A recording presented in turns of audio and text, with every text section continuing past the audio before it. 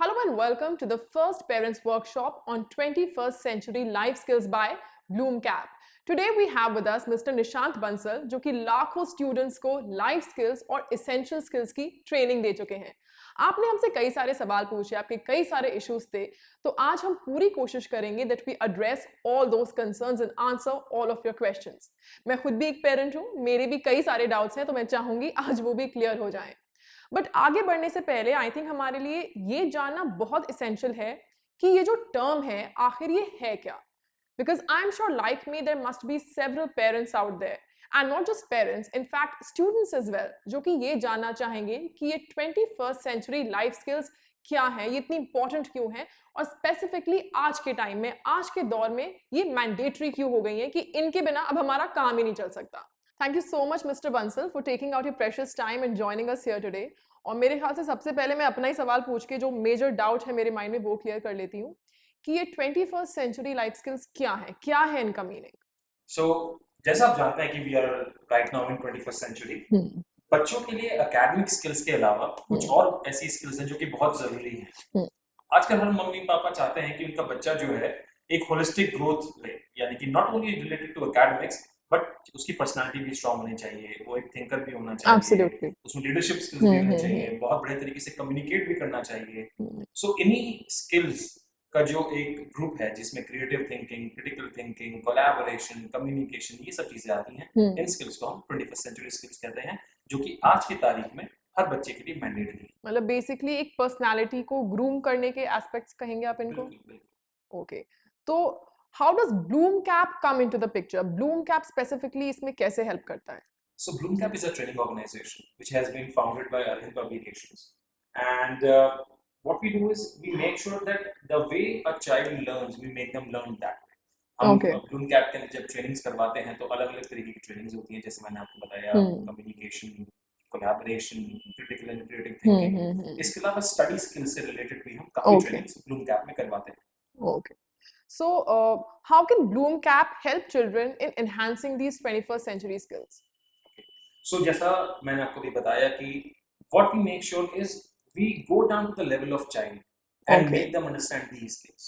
Okay. Generally क्या होता है, आप देखते हैं कि जो एक पढ़ाने का तरीका होता है वो एक सेट तरीका होता है, and every child need to fit into that way एक mold and learn the way it has been taught. But we are a little different. Okay. We go ahead and tailor make the solution for each and every child. हर बच्चे का सीखने का तरीका अलग होता है, इसलिए हमारा हर बच्चे को सिखाने का तरीका अलग होता है। मतलब हर बच्चे को इंडिविजुअल अटेंशन और इंडिविजुअल फोकस है उसके ऊपर। हमारे जो सेशंस होते हैं उसमें भी हम मुश्किल 15 से 20 बच्चे होते हैं जिसके अंदर हम इंडिविजुअल अटेंशन देते हैं बच्चों को, and we make sure that जो बच्चों का सीखने का तरीका है उसके अंदर हम ग्रुप डिस्कशंस करते हैं बच्चों के साथ, हम बच्चों के साथ डिफरेंट एंगेजिंग एक्टिविटीज करते हैं, बच्चों को किसी ना किसी तरीके से हम एंगेज करके अपने प्रोग्राम के अंदर रखते हैं ताकि जो उनका लर्निंग का वो बहुत फास्ट हो और वो ज्यादा से ज्यादा कम से कम समय में सीख सकें। ओके, और जहाँ तक हम एकेडमिक्स की या पढ़ाई की बात करें तो ये स्किल्स वहाँ पे किस तरह से हेल्प करती हैं, कितनी रेलेवेंट होती हैं?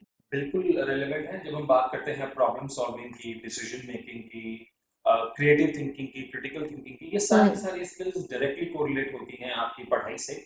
इसके अलावा जैसा आप जानते हैं, मैंने अभी बताया कि Bloomcap is founded by Arihant Publications. Yes. And Arihant is a big name as far as academics is concerned. Absolutely. So we are specialists in study skills. तो बच्चे को किस तरीके से फोकस करना चाहिए, किस तरीके से कंसंट्रेट करना चाहिए, अपनी मेमोरी को कैसे शार्प करें, सही तरीके से नोट्स कैसे बनाएं, ये सारी स्किल्स भी हम बच्चों को अपने स्टडी स्किल्स में या आप कह सकते हैं 21st सेंचुरी स्किल्स प्रोग्राम्स में सिखाते हैं। मतलब जो मेन स्ट्रीम अप्रोच रही है हमारी फॉर जनरेशंस, उससे अब आप डेविएट करके और जो इम्पोर्टेंट एस्पेक्ट्स हैं जो शायद इग्नोर्ड थे अभी तक, उनको डेवलप करेंगे बच्चों में। बिल्कुल, मैं आपको बहुत सिंपल सा एग्जांपल देके बताता हूँ।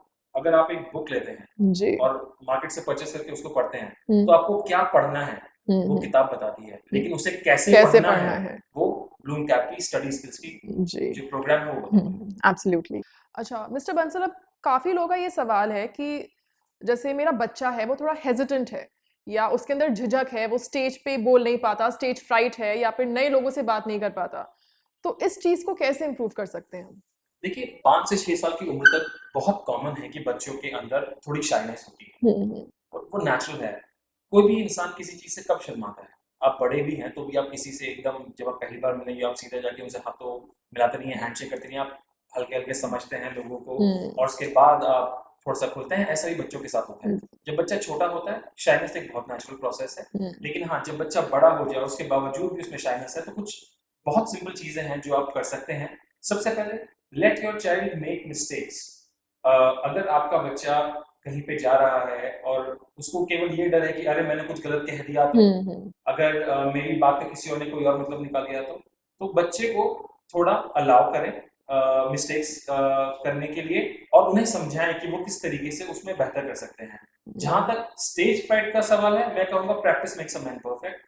अगर आप लगातार प्रैक्टिस करेंगे किसी भी चीज की so you will be able to see, क्योंकि बच्चे को वो माहौल रोज और लगातार मिलेगा तो उससे उसकी शाइनेस जो है ग्रेजुअली करके हल्के हल्के करके कम हो जाएगी। मिस्टर बंसल, मेरे तो काफी सवाल हो गए हैं। अब कई पेरेंट्स ने हमसे कुछ स्पेसिफिक क्वेश्चंस पूछे हैं तो मेरे ख्याल से उन पे भी नजर डाल लेते हैं। तो ये मिस्टर राजेश देशमाने महाराष्ट्र से इन्होंने पूछा है, my child is unable to focus, मतलब ध्यान नहीं लगा पा रहा है, कॉन्सेंट्रेट नहीं कर पा रहा है, तो हम उसका कॉन्सेंट्रेशन कैसे इंप्रूव कर सकते हैं? देखिए कंसंट्रेशन का सबसे बड़ा रीजन है फोकस का ना होना, और फोकस कब नहीं होता है जब हमारे आसपास बहुत सारे डिस्ट्रैक्शन होते हैं। डिस्ट्रैक्शन हैं वो मेजरली दो तरीके के होते हैं, internal distraction and external distraction. एक बच्चे का इंटरनल डिस्ट्रैक्शन क्या होता है, जब पढ़ने बैठा 5 मिनट बाद भूख लगाई, पीछे दोस्तों की आवाज सुनी खेलते हुए, खुद खेलने का मन किया। लेकिन कुछ एक्सटर्नल डिस्ट्रैक्शंस भी होते हैं जिसके लिए हम पेरेंट्स थोड़े बहुत रिस्पॉन्सिबल हो सकते हैं। जैसे जब बच्चा पढ़ने बैठा टीवी हम लोगों ने स्विच ऑन कर दिया, बच्चे को उससे डिस्टर्बेंस होगा ही, वॉल्यूम है, सब कुछ है जी। या हम खुद बिना रियलाइज करे पड़ोसी से बात करने लगे या घर में किसी और से बात करने लगे या अपने सेल फोन पे ही जोर जोर से बात करने लगे, तो ये कुछ एक्सटर्नल डिस्ट्रैक्शन हो गए। एज अ पेरेंट्स हम लोगों को इस चीज का ध्यान रखना होगा कि बच्चों के इंटरनल डिस्ट्रैक्शंस को मिनिमाइज करने के लिए हम कुछ करें। जैसे कि अगर बच्चा, आपको मालूम है कि आपके बच्चे को हमेशा भूख लगती है पढ़ते वक्त, तो एक छोटे से बोल में कुछ हल्का सा स्नैक आप उसके टेबल पे रख सकते हैं। एक स्पेसिफिक टाइम टेबल सेट कर सकते हैं जब बच्चा खेलने जाए। खुद जब आप टीवी देख रहे हैं या आपको कुछ और भी काम करना है तो उसका टाइम इस तरीके से सेट करें कि बच्चा डिस्ट्रैक्ट ना हो। एक स्पेसिफिक टाइम टेबल फॉलो करने से डिस्ट्रैक्शंस बहुत मिनिमाइज हो जाते हैं। लेकिन हमारे को इस चीज का ध्यान रखना बहुत इंपॉर्टेंट होता है कि जो टाइम टेबल है वो दोनों पेरेंट्स और बच्चे प्रॉपर्ली फॉलो करें, और आप देखेंगे कि डिस्ट्रैक्शंस बहुत कम हो जाते हैं। बेसिकली अपने आप को एक रूटीन में ढाल लें एंड दोनों ही उसको फॉलो करें। ओके, के बुजी फ्रॉम ओडिशा, इनका सवाल है, my son does not share anything with me, वो मेरे साथ कुछ बांटता नहीं है, कुछ भी शेयर नहीं करता है, एंड दिस वरीज मी, तो इसके बारे में हम क्या कर सकते हैं? उनके अंदर शेयरिंग की हैबिट कैसे डेवलप कर सकते हैं? हमें कई बार एज अ पेरेंट लगता है कि बच्चा हमसे बात नहीं करता, कई बार लगता है कि बच्चे अपनी चीजें हमारे साथ शेयर नहीं करते हैं। उसका एक बहुत बड़ा रीजन होता है, जब बच्चा हमारे को अप्रोच करता है अपनी किसी प्रॉब्लम को लेके या कोई भी चीज शेयर करने के लिए, हम लोग शायद उस समय बिजी होते हैं, या तो हम अपने फोन पे बिजी होते हैं या हम टीवी देख रहे होते हैं, या जैसे आजकल वर्क फ्रॉम होम है तो सब लोग अपने लैपटॉप पे बिजी हैं, और हमने शायद अपने बच्चे की उस बात को उस समय के लिए इम्पोर्टेंस नहीं दी जो कि बहुत जरूरी होती है हमारे को बच्चे को सही समय पर रिस्पॉन्ड करने के लिए। बच्चे ने एक बार अप्रोच किया, 2 बार अप्रोच किया, अगर बच्चा हमारे को 5-6 बार अप्रोच करता है और उसमें से 4 बार हम उसको बोलते हैं कि बेटा मैं बिजी हूँ आप बाद में आना, या मैं अभी ये काम कर रहा हूँ आप बाद में आना, या आपने कुछ कहा भी नहीं और उसने देखा कि आप अपने मोबाइल फोन पे लगे हुए हैं और वो आपके पास अप्रोच ही नहीं किया क्योंकि उसे मालूम है उसको क्या जवाब मिलेगा, ignorance. So always pay attention to what your child is saying even if you are busy. Okay, so this will actually ensure that your child is going ahead and letting you know जो भी उनके मन के सवाल हैं वो आपसे जरूर पूछेंगे, लेकिन आपको भी इंटरेस्ट दिखाना होगा अपने बच्चे के साथ। आपको बच्चे के साथ क्वालिटी टाइम स्पेंड करना होगा। जब आप वो क्वालिटी टाइम स्पेंड करेंगे, जब आप अपने बच्चे के साथ खेलेंगे, जब आप अपने बच्चे के क्वेश्चंस को इंपॉर्टेंस देंगे, you will see that your child will start interacting with you. बिल्कुल। इसका कई बार उल्टा भी होता है। कई पेरेंट्स बोलते हैं जब मैं जाता हूँ तो मेरा बेटा फोन पे लगा रहता है और वो मुझसे बात ही नहीं करता। क्यों? क्योंकि वो आपको देख के सीख रहा है, उसने ऐसा देखा आपको करते हुए, इसलिए वो आज आपके साथ ऐसा करता है। सही बात है, बच्चे घर में जो चीज देखेंगे उसी को इम्बाइब करेंगे। So be a role model, the way you will behave that's the way your child will also behave. तो मिस्टर बंसल, अगला सवाल है मिस तंद्रा भट्ट वेस्ट बंगाल से, और ये पूछती हैं, माय चाइल्ड गेट्स एंग्री और अग्रेसिव वेरी इजीली, मतलब एकदम टेम्पर लूज कर देता है बच्चा, तो इस प्रॉब्लम से हम कैसे डील कर सकते हैं? कई बार ऐसा हुआ है कि आपने टेम्पर लूज करा और आपने अपने बच्चे को चपत लगा दी, कई बार ऐसा हुआ है। वो तो हुआ ही है। आई थिंक सबके साथ ही हुआ फिर होगा। फिर कई बार क्या होता है, बच्चे ने कुछ काम किया हम्म, और जो काम का रिजल्ट है वो बच्चे की एक्सपेक्टेशन के हिसाब से नहीं है, तो child feels emotionally challenged. Okay. उसके अंदर बच्चों का गुस्सा करने का तरीका अलग अलग होता है। हम्म, छोटे बच्चे हैं तो वो रो सकते हैं, वो रोना शुरू कर देते हैं जब उनको गुस्सा आता है। हम्म। कुछ जो बच्चे हैं वो अपने छोटे बहन भाई के साथ या बड़े बहन भाई के साथ लड़ाई शुरू कर सकते हैं। मारपीट कुछ वगैरह कुछ भी। बिल्कुल, कुछ बच्चे रूठ के बैठ जाते हैं। हम्म, तो ये बच्चे का अलग अलग तरीका है अपने एंगर को बाहर निकालने का। हम्म, आपको एक चीज ध्यान रखनी है कि जब बच्चा गुस्सा हो रहा है, आपको उस समय गुस्सा नहीं होना है, क्योंकि अगर आप भी ओके। गुस्सा हो रहे हैं और बच्चा भी गुस्सा हो रहा है, वो it's एक going to be an volcano. erupting situation. It's going to be a volcano boom. You have to absolutely. avoid that situation. हमेशा ध्यान रखें that you have to always keep absolute calm when your child is angry. At the same time, आप बच्चे के साथ discuss करें कि बेटा क्या रीजन है कि आप गुस्सा हो रहे हैं। गुस्सा एक इमोशन है, उस इमोशन के पीछे एक कॉज है, एक रूट कॉज है, किसी कारणवश वो बच्चा गुस्सा आ रहा है, आपको उस कारण तक पहुंचना है और बच्चे को सोल्यूशन देना है। जब आप इस मोड में रहेंगे हमेशा, आप देखेंगे कि आपका बच्चा जो है वो खुद इतना इंटेलिजेंट हो जाएगा, खुद इमोशनली अपने आप इतना इंटेलिजेंट हो जाएगा कि वो खुद ही अपनी प्रॉब्लम सॉल्व करने लगेगा और आप देखेंगे कि उसका गुस्सा हल्के हल्के करके कम हो रहा है। इस चीज का आपको ध्यान रखना है that you don't have to go ahead and respond anger with anger.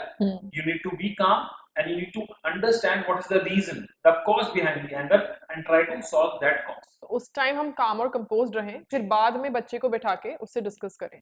तो अगला सवाल है मिस आमरा परवीन कुरैशी का, मध्य प्रदेश से, और ये पूछती हैं what are the ways to make my child more creative. मैं उसकी क्रिएटिविटी या इमेजिनेशन उसको कैसे एनहांस कर सकती हूँ? देखिए, जनरली बच्चे क्रिएटिव होते हैं, हम्म, राइट, लेकिन क्या होता है कि कई बार हम बच्चों की जो क्रिएटिव स्ट्रीक है उसको हम खुद ही कर्व कर देते हैं। मैं एग्जांपल देता ओके। हूँ, अगर बच्चे ने कोई काम किया और वो काम को थोड़ा भी अगर अलग तरीके से करने की कोशिश करता है तो बच्चे को एकदम रोक देते हैं या टोक देते हैं, नहीं बेटा ये ऐसे नहीं होगा, ये ऐसे होगा। एब्सोल्युटली। अरे भाई, जिस तरीके से आप काम करते आए हैं, अब वैसे ही बच्चे को भी काम करने के लिए बोलेंगे तो बच्चा क्रिएटिव कैसा होगा? Let the child do the work on the way in they his want own two way. Do. जिस तरीके से वो काम करना चाहते हैं उन्हें काम करने दीजिए। हो जी। सकता है कि वो गलत हो, मैं ये नहीं कह रहा हूँ कि वो गलत नहीं हो सकता है वो गलत हो, लेकिन उन्हें वो काम फिनिश करने दीजिए। फिर आप बच्चे से पूछिए कि बेटा आपने ऐसा क्यों करा, रीजन आप ओके। कीजिए, डिस्कस कीजिए, क्योंकि वो बच्चे ने काम मन लगा के किया है तो वो आपको रीजंस भी बताएगा कि उसने ये काम क्यों करा है। And at that point in time you can know कि बच्चा कितना क्रिएटिव है। उसका व्यू पॉइंट जाना जो है वो बहुत बहुत जरूरी है, एसेंशियल बच्चे का है। नजरिया, बच्चे का व्यू पॉइंट को अप्रिशिएट करना बहुत जरूरी है। कुछ और तरीके हो सकते हैं, जैसे आप बच्चों के साथ खेलें। जब बच्चे खेलते हैं तो खेलते खेलते बहुत क्रिएटिव चीजें दिमाग में आती हैं, आप उनके साथ खेल सकते हैं और you will see that your child is really creative. Appreciate them when they are going ahead and doing some creative work. At the same time, जब हर कोई कहानियां सुनाता है अपने बच्चों को, आप एक नॉर्मल कहानी सुनाइए और बच्चे को बोलिए कि इस कहानी का प्लॉट चेंज करो। जिस तरीके से एक कहानी, जैसे सिंड्रेला की कहानी है जिसके अंदर आखिरी में राजकुमारी को राजकुमार मिल जाते हैं and they live happily ever after. बच्चे को एनकरेज कीजिए कि वो इस कहानी को किस तरीके से ट्वीट कर सकता है। आपने कोई भी कहानी दी, उसको बच्चे को बोलिए वो किस तरीके से उसको ट्वीट करके यूनिक तरीके से सुना सकता है। And you will see that your child will get really creative, but you need to be patient. हो सकता है कि उसका एंड आपके जैसा या आपकी इच्छा जैसा ना हो, but you have to be appreciating your child whenever they are going ahead and doing something different. Be always appreciative and you will see gradually that creative streak will get into the child. तो basically ये है कि ये नहीं कि अगर बच्चा आपकी तरीके से कोई चीज नहीं कर रहा तो उसको इंटरप्ट ना करें। Let's the child take his own course And correct wherever needed. And correct wherever needed. Absolutely. अच्छा मिस्टर बंसल, कुछ लोग ये भी पूछते हैं कि मेरे जो बच्चे हैं या मेरी जो चाइल्ड है वो इजीली और लोगों से या और बच्चों से वो मिंगल नहीं होता, मिक्सअप नहीं होता, तो इसके पीछे क्या रीजन है और उसको हम कैसे उसके अंदर ये चीज इनकलकेट कराएं कि वो इजीली लोगों से मिक्सअप हो जाए? देखिए, 5-6 साल की उम्र तक बहुत कॉमन होता है कि बच्चा जो है वो आसानी से किसी से मिंगल नहीं करता, किसी से नहीं मिलता। उसका एक सिंपल रीजन ये है कि बच्चा अपने आसपास के माहौल को, अपने आसपास के लोगों को समझने की कोशिश कर रहा है, वो एकदम ओपन अप नहीं होता। ऐसा तो बड़ों के साथ भी होता है कि अगर हम किसी नई जगह जाते हैं तो एकदम घुल मिल नहीं जाते, हमारे को भी थोड़ा समय लगता है। वही बच्चे के साथ भी होता है। आप बच्चे को किस तरीके से ज्यादा सोशल कर सकते हैं ये पेरेंट पे भी डिपेंड करता है। आपने देखा होगा कि जो ज्यादातर पेरेंट्स अगर आउटगोइंग नेचर के हैं, ऐसे हैं कि जो लोगों के साथ बहुत अच्छे तरीके से मिलते जुलते हैं, तो उनके बच्चे भी अपने पेरेंट्स को देख के फॉलो करते हैं। और जो नहीं करते हैं, तो बच्चों के साथ भी थोड़ा चैलेंज आता है। आप एज अ पेरेंट क्या कर सकते हैं, आप अपने बच्चे को साथ लेके जाएं। मेक श्योर करें कि जहां पे भी आप बच्चे के साथ जा रहे हैं, वहां पे बच्चे को बात करने का मौका दें। चाहे आप सब्जी लेने जा रहे हैं, सब्जी वाले भैया से बात करने का मौका दीजिए, पूछिए कि आप सब्जी कहाँ से लेकर आते हैं, ये सब्जी किस काम आती है। अगर आप ग्रोसरी स्टोर जा रहे हैं, तो ग्रोसरी स्टोर में लोगों से बात करने का बच्चों को मौका दीजिए। अपने बच्चों से बोलिए कि जब भी वो पार्क में जाए, जब भी वो नेबरहुड में जाए, जब भी कोई नेबरहुड में कोई नई फैमिली आपके पास शिफ्ट करे, make them talk to those people so they start mingling with them. जब वो हल्के-हल्के अंदर से उनमें हेजिटेशन बाहर निकलेगा, you will see that they will be able to mingle much better. ये आपने बहुत एक इंटरेस्टिंग एस्पेक्ट पॉइंट आउट करा कि जैसे हम सब्जी वगैरह लेने जाते हैं, ग्रोसरी स्टोर्स में जाते हैं, I think it never crosses our mind. हम अपने बच्चे को तो शायद साथ में लेके चले जाएंगे, बट हम खुद ही सारी डीलिंग करेंगे। बट ये बहुत इंटरेस्टिंग एस्पेक्ट है कि हम अपने बच्चे को उस पर्टिकुलर सिचुएशन में वी पुश हिम और हर फॉरवर्ड और उसको बोले कि आप बात करिए। बिल्कुल, अगर आप चाहते हैं कि आपका बच्चा सोशल है, तो बच्चे को हर तरीके से पता होना चाहिए कि मैं अगर वेजिटेबल वेंडर हूँ तो उनसे कैसे बात करनी करूँ, है, अगर मैं यहाँ पर हूँ तो शॉपिंग कैसे, स्टोर में हूँ तो वहाँ बिल्कुल कैसे बात बिल्कुल करूँ, बिल्कुल, अगर एक अंकल आंटी हैं तो तो उनसे कैसे बात करूँ। करनी है, हाँ। तो जब तक आप बच्चे को वो एक्सपोज़र नहीं देंगे, तो ये चैलेंज राइट। हमेशा रहेगा। अच्छा मिस्टर बंसल, एक और सवाल है जो काफ़ी पेरेंट्स ने हमसे पूछा है कि हमारा जो बच्चा है वो हमारे पास छोटी-छोटी प्रॉब्लम्स या छोटे-छोटे इश्यूज़ हैं, उनके लिए आ जाता है। वो खुद ये अपनी प्रॉब्लम्स को एड्रेस नहीं करता या सॉल्यूशन निकालने की कोशिश नहीं करता।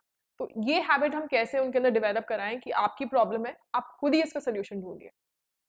ज़्यादातर ऐसा होता है कि जब भी बच्चा कुछ काम करना शुरू करता है, we being overprotective parent उसमें सबसे पहले आ जाते हैं बच्चे को बताने के लिए कि क्या सही है, क्या गलत है। अरे! आप बच्चे को काम तो करने दीजिए। राइट। जब तक गलती नहीं करेगा तो उस गलती से सीखेगा कैसे? Being an overprotective parent, we stop them from doing things and then what happens? They become dependent. बच्चे हमारे पे डिपेंडेंट हो जाते हैं, हर चीज़ के लिए परमिशन लेते हैं। डैडी मैं ये कर लूँ क्या? मैं वैसा कर लूँ क्या? मुझसे ये नहीं हो रहा है, मैं क्या करूँ? मुझसे वो नहीं हो रहा है, मैं क्या करूँ? वो क्यों हुआ? वो इसलिए हुआ क्योंकि आपके ओवर प्रोटेक्टिव नेचर के कारण आपने बच्चे को कभी इंडिपेंडेंस ही नहीं दी। अगर आप जो एग्जाम्पल मैंने पहले भी दिया था, अगर आप बाहर जाते हैं, let your child bye vegetables, आप पीछे खड़े रहिए, पैसे उसको दे दीजिए और बोलो बेटा आज वेजिटेबल्स आप खरीदेंगे वेजिटेबल वेंडर से। आप देखिए बच्चा किस तरीके से मोल भाव करता है, किस तरीके से बच्चा वेजिटेबल वेंडर से बात करता है। You just wait and watch. जब आप मार्केट जा रहे हैं, ग्रोसरी स्टोर में आपने शॉपिंग ट्रॉली में सारा सामान डाल लिया, let them go ahead and make the payment. आप देखिए आपका बच्चा किस तरीके से बात करता है। जब आप ये छोटी-छोटी रिस्पॉन्सिबिलिटीज बच्चे को देंगे, तो आप देखेंगे कि आपके बच्चे के अंदर कॉन्फिडेंस बहुत जल्दी डेवलप होगा। और जैसा आपने कहा कि वो छोटी-छोटी प्रॉब्लम्स को लेके मेरे पास आता है, उन प्रॉब्लम का सॉल्यूशंस वो खुद निकाल के आपके पास आएगा and you will be able to see that drastic change in your child. But it is important that you let your child do the work and you don't interrupt your child while doing it. Basically जो conclusion है वो ये है कि एक तो हम अपने बच्चे को खुद पुश करें जहां-जहां पॉसिबल हो और इंटरप्ट ना करें कि कोई चीज कर रहा है so let him finish it till the end, फिर जो करेक्शन करना है वो करें। And support child wherever needed. Support. ऐसा नहीं है कि आप जो है बच्चे को बिल्कुल अकेला ही छोड़ दें कि जाओ भाई सारा काम अपने आप करो। You always be there with the child ताकि बच्चे को ये कॉन्फिडेंस रहे, हाँ मेरे मम्मी पापा पीछे खड़े हुए हैं, अगर मुझसे कोई गलती हुई So they are there. they will take care of it. So वो कॉन्फिडेंस बच्चे में हमेशा रहना चाहिए and you will see it once you go and start doing these type of things with the children, their confidence will boost really. Well, that was all for today. I think हमने काफ़ी सारे questions cover करे, काफ़ी सारे जो doubts थे वो हमारे क्लियर हुए। और जाने से पहले मिस्टर बंसल, क्या आप कुछ स्पेसिफिक टिप्स या कोई मैसेज जो हमारे पेरेंट्स को देना चाहेंगे? एज अ पेरेंट हम चाहते हैं कि हमारा बच्चा सुपर बॉय बने, सुपर गर्ल बने, उसमें वो हर तरीके की स्किल्स हों जो उसकी ओवरऑल पर्सनालिटी को बहुत ही अच्छी तरीके से डेवलप करे। Now is the time that we should work upon these skills for our children and make them equipped with these 21st century skills. Remember, being human is super. Now is the time when you have to make your child bloom with these skills. Well, thank you so much for joining us.